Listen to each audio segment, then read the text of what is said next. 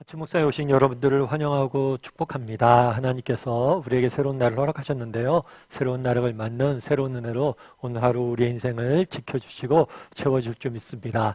오늘은 로마에서도 증언하리라 라는 제목을 가지고 사도행전 23장 11절부터 35절까지 말씀을 좀 더 살펴봤으면 좋겠습니다. 우리 11절 말씀 같이 한번 읽어볼까요? 그날 밤에 주께서 바울 곁에 서서 이르시되 담대하라. 내가 예루살렘에서 나의 일을 증언한 것 같이 로마에서도 증언하여야 하리라 하시니라. 11절에 보면 그날 밤에 라고 시작하는데 이 그날 밤은 바울이 공회에서 재판을 받았던 날이죠. 공회에서 재판을 받으면서 온갖 거짓 증언과 이야기를 듣고 온갖 수모를 당했던 날이에요. 그날 밤에 주께서 바울에게 나타나셨죠. 환상으로 나타나셨어요. 그래서 뭐라고 이야기했냐면 담대하라. 내가 예루살렘에서 나의 일을 증언한 것 같이 로마에서도 증언하리라 하였느니라. 이렇게 격려해 주셨죠. 이 격려에서는 뭘 할 수 있냐면 현재 당하고 있는 고난의 의미에 대해서 네가 그냥 이렇게 고난을 당하는 게 아니라 이것이 뭐예요? 나를 증언하는 일이다. 라고 현재 고난의 의미에 대해서 이야기하시고 또 앞으로의 계획에 대해서 미래에 대한 계획에 대해서 말씀하시죠. 로마에서도 증언할 것이다. 그래서 이 땅을 살면서 우리가 경험하는 모든 것들, 아픔과 슬픔, 어려움과 역경조차도 하나님의 선한 뜻과 계획 가운데 이루어져 감을 우리가 확신해야 됩니다. 그런 다음에 어떤 일이 있었을까요? 12절과 13절 말씀 같이 한번 읽어보죠.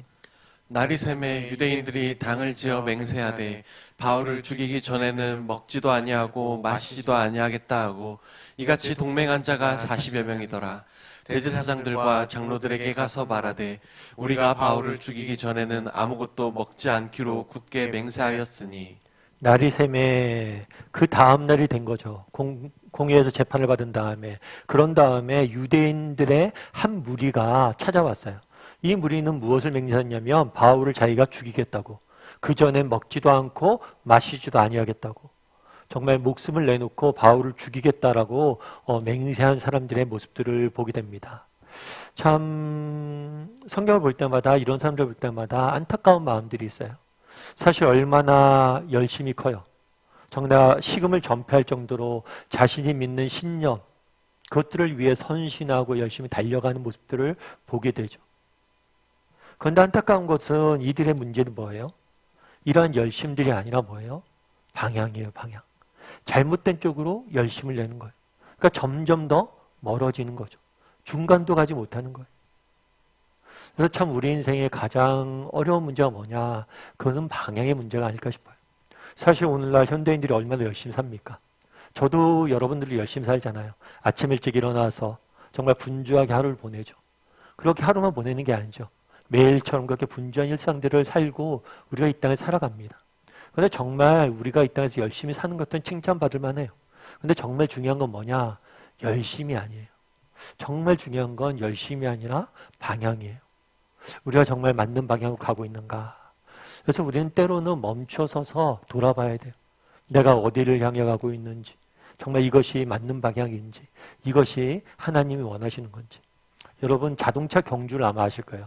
자동차 경주는 여러 가지 경주 방법이 있는데 자동차 경주 중에서 가장 힘든 지옥의 경주라고 불리는 게 뭐냐면 사막 랠리래요. 그러니까 사막을 자동차를 가고 횡단을 하는 거죠.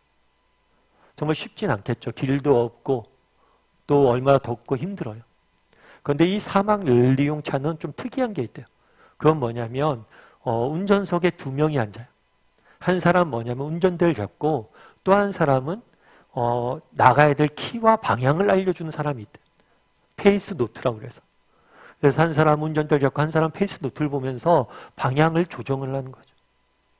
참 일리가 있다라고 생각을 해요. 여러분 우리 인생은 사막을 걷는 것과 똑같잖아요. 광야를 걷는 것과 똑같잖아요. 매일매일 바뀌는 상황들, 환경들, 때로는 어디로 갈지 모르잖아요. 그런데 정말 중요한 건 뭐냐면 방향이에요. 제대로 가야 돼요. 빨리 가는 것보다 더 중요한 건 방향이에요. 그래서 참 이 사람들은 열심은 있었지만 뭐예요? 잘못된 방향을 열심히 썼죠. 과거 바울처럼. 참 우리도 이렇진 않은지 한번 돌아봤으면 좋겠어요. 내 인생이 참된 방향으로 가고 있는지 우리의 방향에 대해 좀 점검할 수 있는 사람이 되면 좋겠다라는 생각이 있습니다. 그리고 15절 16절 말씀을 같이 한번 읽어볼까요?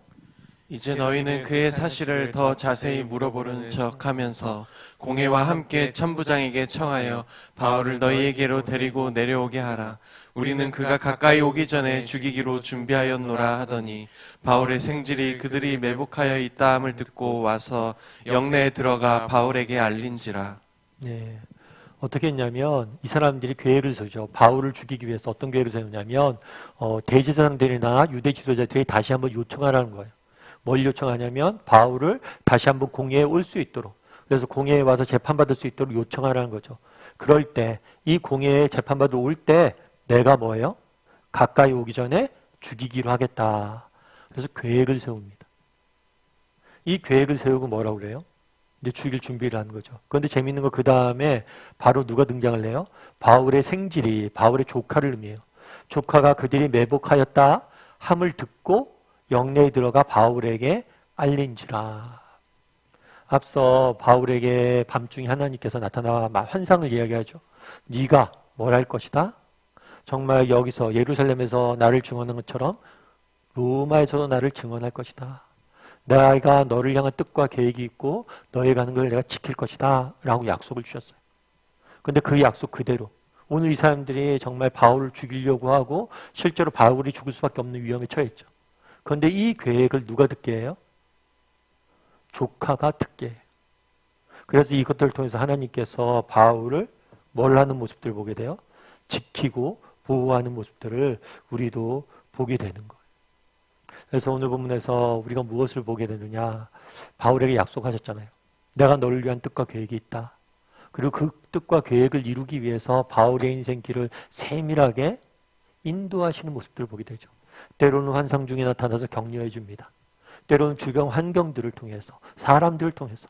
오늘은 특별히 이 죽음의 위험에 있는데 조카로 하여금 듣게 해서 바울을 구하는 모습들을 보게 돼요. 우리도 마찬가지라는 거예요.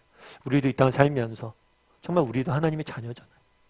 그리고 성경을 보면 우리 하나님의 자녀된 우리를 향해서 하나님이 어떤 마음을 갖고 있고 우리 인생을 어떻게 인도하기 원하시고 우리를 향한 어떤 놀라운 계획이 있다는 것을 우리가 알 수가 있잖아요. 약속들이 있잖아요. 우리를 향한 약속들이 있잖아요. 하늘을 나는 새들을 보라. 들에 피는 들꽃을 보라. 정말 새들도 먹이시고 들풀도 입히신 하나님께서 너희를 먹이지 않겠느냐. 이런 약속을 주셨죠. 그 약속 그대로 하나님께서 우리를 위해서 뭘 하는 거예요? 일하고 계시고 인도하고 계시는 거예요. 그 부분에서 확신했으면 좋겠어요. 제가 어떤 책에서 읽었는데 어떤 집사님 한 분이 췌장암에 걸렸대요. 사실 췌장암은 굉장히 고통스러운 암입니다. 그래서 췌장암에 걸렸는데 젊은 나이에 췌장암에 걸렸어요.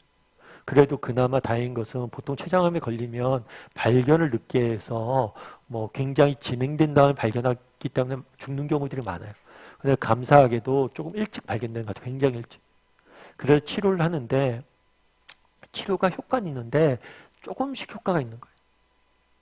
조금씩 이제 암세포가 아주 조금씩 줄어가는 거예요. 그래서 오랫동안 투병 생활을 했죠. 근데 이 집사님한테 한번 목사님 가서 찾아가셔서 신방하는데 그런 얘기를 했대요. 참 집사님 답답하시죠. 하나님께서 한 번에 이게 낫게 하시면 좋을 텐데 너무 더디시네요. 그랬더니 이 집사님이 그런 얘기를 했대요. 아니에요 목사님 저 너무 감사해요. 왜 감사해요? 그랬더니 제가 아프니까 우리 자녀들이 엄마 아프다고 기도하더라고요. 그전에는 우리 자녀들이 믿음이 있나 이런 생각이 들었는데 내가 아프다니까 날 위해서 기도하고 또 더디 났잖아요. 그러니까 계속해서 오래 기도하고 참 그래서 우리 아이들이 그렇게 기도하는 모습 볼 때마다 그 아이들의 믿음이 다시 회복되는 것 같아서 너무 기쁘고 감사하다고. 오히려 저는 제가 아픈 게 그리고 더디 났는 게 제겐 더 큰 은혜인 것 같다고 이 이야기를 하더라고요. 참 은혜가 되더라고요. 사실 우리의 생각에는 빨리 이게 나았으면 좋겠죠. 바울 입장에서도 빨리 모든 것이 끝나고 빨리 그냥 풀려났으면 좋겠죠. 그런데 뭔가 더디고 안 되는 것 같잖아요. 그럼에도 불구하고 우리가 기억할 것이 있다는 거예요. 뭐예요? 하나님께서 바울을 지키시고 보호했던 것처럼 우리의 인생길을 보호하고 지킬 거라는 거예요. 우리도 인생을 살다 보면 더디 응답되고 무엇인가 정말 많은 것들이 엉켜있는 것 같습니다. 하지만 그 가운데서 하나님께서 우리를 위해서 일한다는 사실을 확신했으면 좋겠어요. 오늘은 두 가지에 대해서 살펴봤는데요. 우리 인생의 방향에 대해서 한번 좀 돌아봤으면 좋겠어요. 특별히 그럼 어떤 방향으로 가야 되느냐? 정말 우리가 생의 마지막 순간에 섰을 때 정말 소중한 것들, 가치 있는 것들을 하세요. 내일에 서서 오늘을 사는 지혜를 배우세요. 그리고 또 우리가 이 땅을 살면서 여러 가지 어려움들을 겪고 환난들을 겪는데 하나님께서 우리를 지키실 거예요. 하나님이 우리가 보이지 않는 곳에 일하고 계실 거예요. 때로는 환경을 바꾸시고, 때로는 사람을 붙여주시고, 때로는 여건을 바꾸시고, 때로는 능력을 주시고, 때로는 힘을 주시고, 그래서 하나님께서 우리를 위해서 일하고 계시다는 사실 확신하고 믿음의 길을 걸어가는 저와 여러분이 되기를 주님의 이름으로 소원합니다.